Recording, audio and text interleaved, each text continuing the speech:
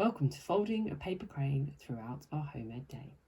First of all, you'd need a piece of paper. This needs to be square, however, if you have some paper from a magazine or an old worksheet, you can just fold a triangle and then either carefully cut or make a fold line and rip the top of your paper off so you've left with a square. Once you've got your square, fold it both ways diagonally and both ways horizontally.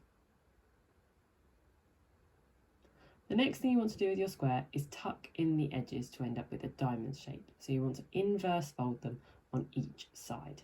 So it looks like this. Once you've done that, you can fold inwards each side to end up with a kite shape. So you do the front ones first, then turn it over and fold it over on the back as well.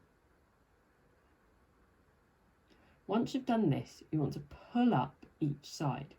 Ends up looking a bit like a canoe as you do each side, and then fold it over once you've done one side. And then you end up with a shape that looks a bit like a long diamond. With your long diamond, fold each side in, so you end up with an even thinner long diamond. So you want to fold over both sides, then turn it over and fold on the other side. Once you've done that, you can simply fold up the tail part and the head part. You might like to open it out a bit because that can be easier. Then pick one side to be the head and fold that bit down, open up your wings and enjoy your new paper crane.